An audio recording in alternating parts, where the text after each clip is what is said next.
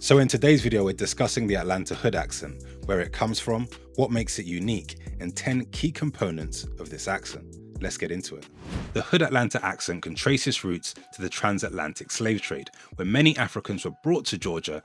Then, after emancipation in 1865, formerly enslaved people moved to Atlanta from rural parts of Georgia and the South, seeking freedom, work, and community.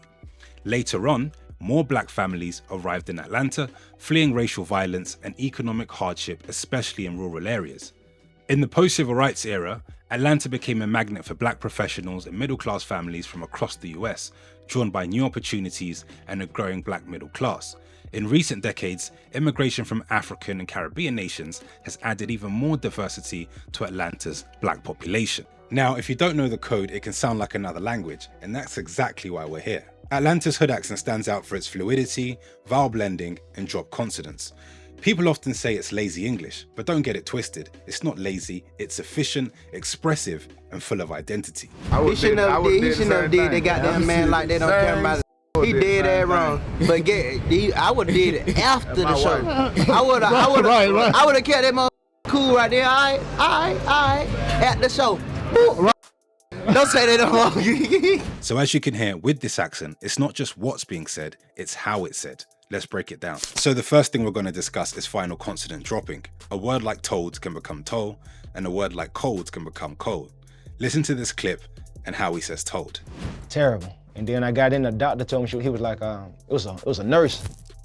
And he was almost like 45, but was almost the same height. He was like, you know, he weighed me. He was like, man, you like 80 pounds overweight. You know, me and you the same height. I'm 6, 7 years older than you. Ain't no way that, he was like 220. He like, I'm 220, you 270. You know, we the same height. Like, you need to lose like 80 pounds.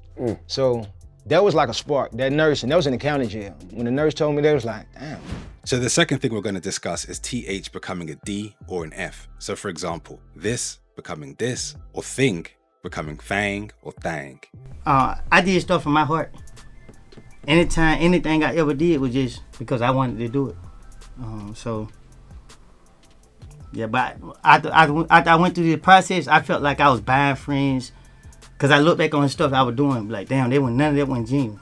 So the next thing we're going to discuss is R softening or R dropping. So for example, car becoming car, or for becoming fo. Listen to this clip and how he says for. Today, we're learning how to say this. So, go ahead. Think like four. That's the number four. Four. You don't need to say that. You don't need to say that. You are. I'm gonna go to Wendy's and get a fo. So the fourth thing we're going to discuss is the dropping of the final G when using words like talking or going. Listen to this clip and how he says talking. I was an excellent student up until a certain grade. Okay. Like, I feel like we was just talking about this last night. We was playing the game, and they was like, spelled supercalifragilisticexpialidocious. So the fifth thing we're going to discuss is the use of the word finna, as in I'm about to. So instead of saying I'm about to go out, you can simply say I'm finna go out. This is something that's used across African American vernacular English, as discussed in my video, which you can find up here. So the sixth thing we're going to discuss is the stretching of vowels. Take a word like man, it can become man, or nah, it can become nah, as in hell nah. You see the stretching? This is something that I really love with the accent. Listen to this clip. I don't know about needed. I would say I feel it's inevitable. You know what I mean? I think, man, you know, there can only be multiple juggernauts without a clash for so long. Now the seventh component is the use of ain't as a negator, as in I don't or I won't. So instead of saying I don't have it, you can say I ain't got it. Or instead of saying I won't go out, you can say I ain't going out. Now ain't is not exclusive to Atlanta, it's used by many African American vernacular English speakers, and it's used by people in the UK as well. I've made a video about multicultural London English, which I'll link up here, and ain't is something that we often use even here in London. Now the eighth component I'd like to discuss is consonant cluster simplification. So you could take a word like ask, it can become ax, right, ax, with the S and the K swapping places, or a word like left can become left.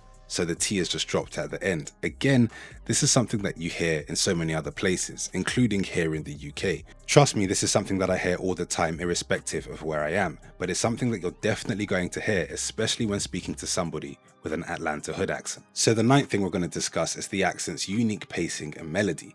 Atlanta speakers often ride their sentences like a beat, pauses, drawls, speed ups. It almost feels musical. Listen to this clip. When did you have your aha? Like, oh, I'm about to make some money. You feel me?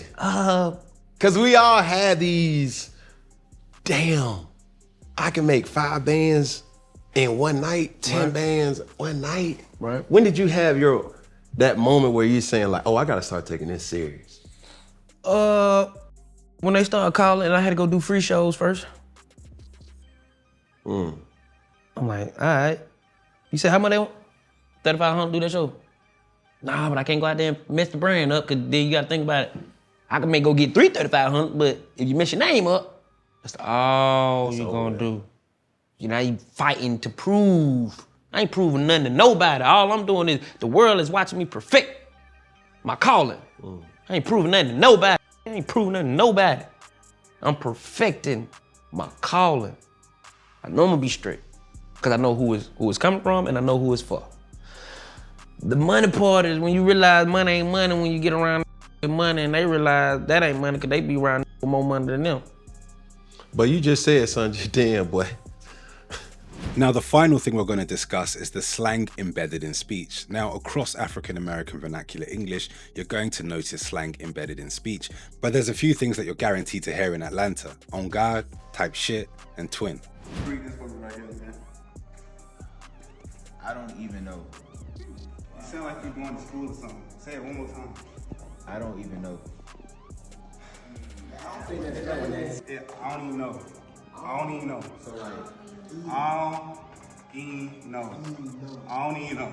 You take this out. You take these two out. And you take this out and that out. I don't even know. I don't even know. How you spell I don't even know. I don't even know. Hey, all right, look. What that say? Tenure. Trying to tell you.